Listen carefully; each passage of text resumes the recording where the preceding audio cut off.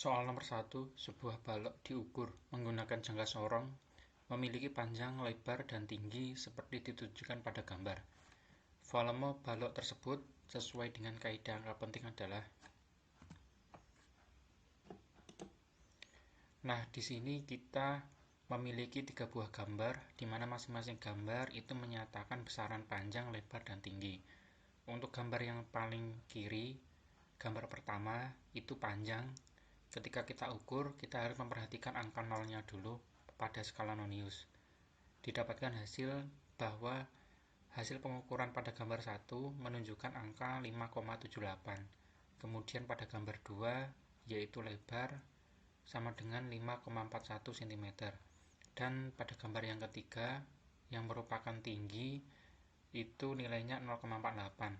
Volume merupakan perkalian panjang kali lebar kali tinggi, sehingga kalau kita kalikan ketiga besaran tersebut menghasilkan nilai 15,009504 cm/3.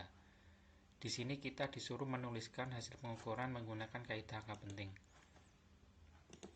Menurut kaidah angka penting dalam operasional perkalian, hasil perkalian harus memiliki jumlah angka penting yang paling sedikit dari suku-suku pengalinya. Kita tahu bahwa panjang itu memiliki 3 angka penting, lebar memiliki 3 angka penting, sementara tinggi memiliki 2 angka penting. Sehingga kita nanti menuliskan hasil pengukurannya dengan menggunakan 2 angka penting. Maka hasilnya sama dengan 15 cm/3. Soal nomor 2, perhatikan tabel data kecepatan dari 3 benda yang bergerak lurus berikut. Berdasarkan tabel di atas, dapat disimpulkan bahwa benda yang mengalami percepatan terbesar dalam selang waktu tertentu adalah titik-titik. Di sini ada 3 buah benda, X, Y, dan Z, kemudian selang waktunya yaitu pada saat detik ke-1, detik ke-3, dan detik ke-5. Nah, kita tahu bahwa percepatan adalah perubahan kecepatan dibagi dengan selang waktunya, atau delta V per delta T. Nah, misalkan kita akan menghitung benda X pada detik ke-1 sampai detik ke-3. T sama dengan 1 dan T sama dengan 3. V, kecepatan pada detik pertama untuk benda X kan 3. Kemudian, kecepatan pada detik ketiga yaitu 9.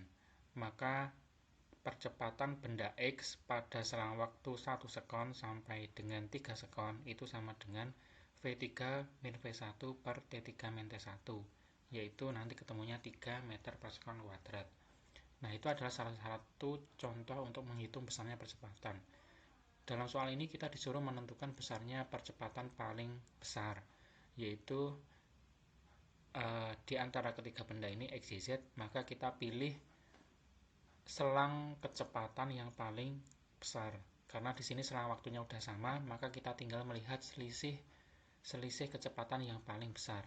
Dan di antara benda X, Y, dan Z itu didapatkan selisih kecepatan paling besar itu pada benda X, yaitu pada detik ke-3 sampai detik ke-5. Kecepatannya 9 sampai 25, selisihnya 16. Kalau misalkan kita hitung, nanti percepatannya 8 meter per sekon kuadrat. Soal nomor 3, sebuah mobil balap A sedang mengejar mobil balap B dengan kelajuan konstan 50 meter per sekon. Mobil balap A tertinggal dari mobil balap B sejauh 300 meter di lintasan lurus. Ketika itu mobil balap B melaju dengan kelajuan konstan 25 meter per sekon. Maka waktu yang dibutuhkan untuk menyusul mobil balap B adalah titik-titik. Jadi pada keadaan ini diceritakan bahwa ada 2 mobil A dan B, di mana B yang di depan, A yang di belakang. Jarak antara 2 mobil tersebut adalah 300. Kemudian mobil B yang ada di depan itu melaju dengan kecepatan 25 meter per sekon. Sedangkan mobil A yang berada di belakang itu mengejar mobil B dengan kecepatan 50 meter per sekon. Karena kecepatan mobil A itu lebih besar daripada mobil B, maka suatu saat mobil A ini akan menyalip mobil B.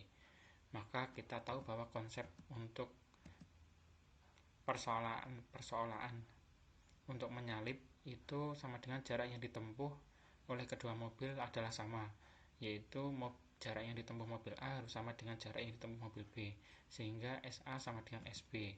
Kemudian karena kedua benda ini bergerak dengan jenis gerak lurus beraturan, maka S sama dengan V kali T, kecepatan dikalikan waktunya.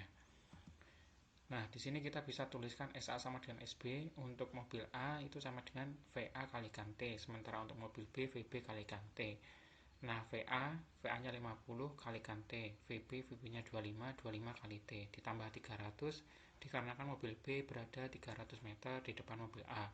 Kemudian dari sini kita dapat melihat bahwa waktu yang dibutuhkan mobil A untuk menyalip mobil B adalah 12 detik. Soal nomor 4.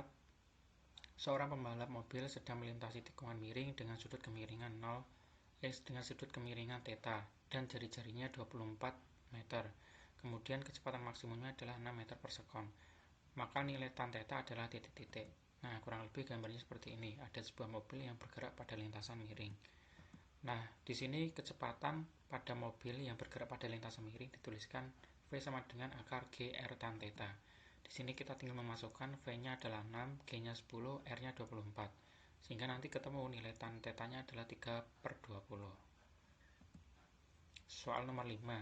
Diketahui percepatan sistem adalah A sistem, percepatan gravitasi adalah G, dan tegangan tali adalah T. Berapakah besar percepatan balok A? Besar percepatan balok A itu juga sama dengan percepatan pada balok B, sekaligus juga sama dengan percepatan dari suatu sistem tersebut. Nah, di sini ada dua benda A sama B, kemudian dihubungkan tali. Talinya ini melalui sebuah katrol yang diam, sehingga masanya diabaikan. Kemudian mejanya licin, berarti tidak ada gesek. Maka kemungkinan sistem ini akan bergerak adalah ketika benda B bergerak ke bawah dan benda A akan bergerak ke kanan sesuai dengan anak panah yang warnanya merah. Nah, di sini kita juga harus menggunakan hukum 2 Newton karena yang dicari adalah percepatannya. Sigma F sama dengan M kali A, bunyi hukum 2 Newton. Kita kaji pada dua benda, yaitu benda A dan benda B. Pada benda A nanti ketemu persamaan T sama dengan MA kali A, turunan dari F sama dengan M kali A. Kemudian pada benda B nanti ada dua gaya berat sama tegangan tali. Karena arahnya ke bawah, maka W min T sama dengan MB per A. Kemudian kita tinggal mensubstitusikan aja nilainya, maka nanti bisa didapatkan persamaan untuk mencari percepatan itu dengan WB min T dibagi MB. Nah, selain persamaan tersebut juga kita bisa menggunakan persamaan lain yang kita turunkan dari konsep tegangan tali antara A dan B sama. Ketika tegangan tali A dan B sama, persamaannya untuk A sama B bisa dituliskan WB min MB kalikan A sama dengan MA kalikan A. A-nya kemudian kita sendirikan sehingga nanti besarnya A sama dengan WB min WB per MA ditambah MB. Jadi jawabannya ada dua, nanti kita lihat dulu pada opsinya. Soal nomor 6, perhatikan gambar koin uang logam yang diletakkan di atas piringan yang berputar dengan kecepatan sudut 3 radian per sekon. Kemudian kecepatan ini nilainya tetap. Kemudian massa koin 0,1 kg, koefisien gesekan statis 0,6 dan percepatan gravitasi 10 meter per sekon kuadrat. Jarak maksimum koin dari poros putar agar koin tersebut tetap berputar bersama piringan adalah titik. Nah, yang menyebabkan koin itu nanti tidak melesat menjauhi piringan adalah gaya sentrifugal. Sementara untuk yang menahan koin tersebut agar tidak terlempar keluar yaitu gaya gesek yang disebabkan oleh gesekan antara permukaan koin dengan permukaan lempengan. Nah, di sini massa koinnya udah ada, koefisien gesekan statisnya ada, percepatan gravitasi ada, dan kecepatan sudut tetapnya ada. Nah, di sini karena ada dua gaya, maka harus terjadi kesetimbangan. Jadi gaya gesek harus sama dengan gaya sentrifugal, sehingga tercipta sigma F sama dengan 0. Kemudian di sini Fs itu gaya sentrifugal, sementara Fg adalah gaya gesek. Gaya sentrifugal sama dengan M omega kuadrat kalikan R, karena dalam soal yang diketahui adalah omeganya atau kecepatan sudut. Sementara gaya gesek Fg itu sama dengan mu kalikan N. Dalam kasus ini benda koin itu berada di atas bidang datar, sehingga N itu bisa diganti dengan gaya berat M kali G. Nah, dari situ nanti kita turunkan, kita masukkan besaran-besaran tersebut sehingga nanti akan ketemu nilai dari R-nya atau jarak koin harus ditempatkan di piringan tersebut yang diukur dari titik pusatnya. Di sini melalui perhitungan nanti didapatkan R sama dengan 0,67 meter atau 67 cm. Soal nomor 7, di sini disediakan ada sebuah benda yang terdiri dari persegi dan segitiga. Kemudian kita disuruh mencari besarnya koordinat titik berat benda tersebut terhadap titik O atau 0,0. Nah, di sini pertama untuk mencari koordinat titik berat, tentunya koordinat titik berat itu kan ada X sama Y, maka kita cari X dan Y-nya. Jadi X itu sama dengan X1 kalikan A1 tambah X2 kalikan A2 dibagi A1 plus A2. A itu luas, sementara X adalah titik berat pada koordinat pada sumbu X-nya. Untuk yang Y itu juga sama.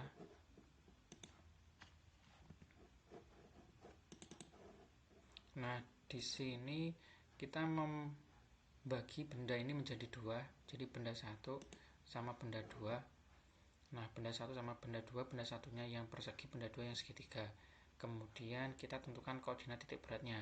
Kalau persegi itu letaknya di tengah-tengah diagonal, perpotongan diagonalnya, sehingga kita nanti bisa lihat untuk persegi itu Y-nya 4, sementara X-nya sama dengan 2. Sementara untuk yang segitiga ini Y-nya juga 4 dan X-nya sama dengan 5. Kalau untuk segitiga, titik beratnya itu sepertiga tingginya. Tingginya kan diukur dari 4 sampai 7, 3. Sepertiganya kan 1, berarti 1, tapi dihitung dari 4 karena alasnya terletak pada koordinat 4. Nah, dari sini A1 16 karena di sini lebarnya atau sumbu X-nya itu 4, sumbu Y-nya 4, berarti perkalian 4 kali 4 16. Sementara A2 itu adalah luas segitiga. Segitiga sama dengan setengah alas kali tinggi, setengah alasnya 8, tingginya 3. Nah, dari sini nanti kita ketemu nilai X-nya sama dengan 3,3 dan Y-nya adalah 4. Soal nomor 8. Nah, soal nomor 8 ini berkaitan dengan momen inersia. Benda A, B, dan C dihubungkan dengan batang tak bermassa. Kemudian besarnya momen inersia sistem terhadap sumbu yang tegak lurus bidang X melalui titik 0,0 adalah titik. Nah, agar mudah maka kita gambarkan dulu bentuknya. Jadi kalau inersia itu mencarinya mr kuadrat. Nah, di sini ada sumbu Y, di sini ada sumbu X, kemudian di sini ada titik A, titik B, dan titik C. Nah, kemudian di sini ada kata-kata terhadap sumbu yang tegak lurus terhadap X. Jadi ini X tegak lurusnya adalah Y, maka porosnya adalah sumbu Y. Nah, di sini kita tinggal hitung aja, karena ada 3 buah benda, maka ada I1, I2, sama I3.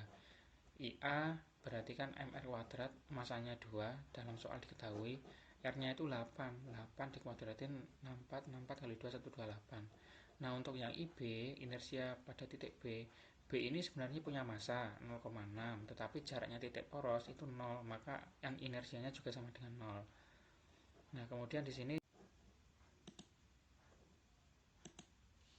soal nomor 9, pada saat piringan A berotasi 20 rpm, gambar 1, piringan B diletakkan di atas piringan A, gambar 2, sehingga kedua piringan berputar dengan poros yang sama.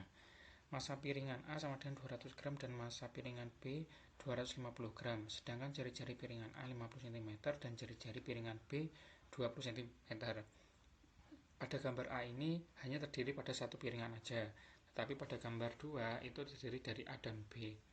Nah, konsep yang harus kita pakai untuk menyelesaikan permasalahan ini adalah hukum kekalian momentum sudut, di mana L1 sama dengan L2, yaitu L pada gambar 1 sama dengan L pada gambar 2. Nah, L itu momentum sudut sama dengan I kali omega. Untuk gambar 1 itu berarti kan I1 omega 1. Untuk gambar 2, I2 kalikan omega 2. I1 mr kuadrat, M yang dipakai adalah M1, kemudian omeganya juga ada di situ kan 20. Tetapi untuk yang gambar B, gambar 2, itu ada dua piringan A sama B, maka inersianya juga harus digabung, yaitu M1R kuadrat ditambah M2R2 kuadrat. Nah, dari sini nanti kita disuruh mencari besarnya kecepatan sudut kedua piringan pada waktu berputar bersama-sama atau kecepatan sudut pada gambar B. Nanti melalui perhitungan kita dapatkan nilai omeganya itu sama dengan 0,56 pi. Nah, soal nomor 10. Di sini ada sebuah benda berbentuk balok dicelupkan dalam cairan A yang massa jenisnya 600 kg per meter pangkat 3. Ternyata sepertiga bagiannya muncul di atas permukaan. berapa bagian dari balok tersebut yang muncul jika cairan diganti dengan cairan B yang massa jenisnya 1200 kg per meter pangkat 3. Dan di sini ada dua bejana A sama B, di mana massa jenis A sama B itu beda. Yang A 600, yang B 1200. Ada benda pertama dicelupkan di zat A, sehingga nanti yang terapung itu kelihatan sepertiga kali volume awal, sehingga yang tercelup itu sisanya yaitu 2/3. Kemudian benda tersebut dimasukkan ke dalam bejana B yang memiliki massa jenis lebih besar daripada massa jenis pada cairan A. Nah, di sini nanti kita gunakan gaya angkat atau gaya Archimedes. Nah, gaya Archimedes itu sama dengan gaya berat pada kondisi terapung. Nah, di sini gaya Archimedes sama dengan rho G kalikan V celup, V yang tercelup. Kemudian untuk V sendiri M kali G. Nah, di sini untuk gaya Archimedes yang bekerja pada zat cair A atau zat cair yang pertama dituliskan VA1 sama dengan rho 1 kalikan G kalikan V celup. Untuk yang bejana 2 tinggal 1 diganti dengan angka 2. Nah, di sini gaya Archimedesnya untuk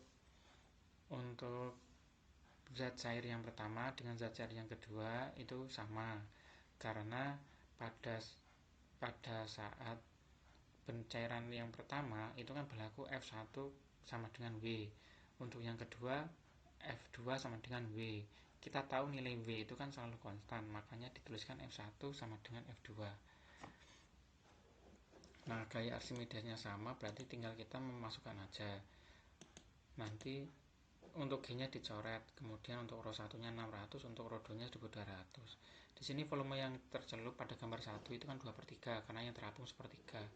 Maka nanti dituliskan di sini 2/3. Nah, melalui perhitungan nanti dijelaskan bahwa nilai dari volume benda yang berada pada zat cair B itu sama dengan 1/3. Sehingga kalau mencari yang terapung tinggal 1 dikurangi 1/3, yaitu 2/3 volume benda.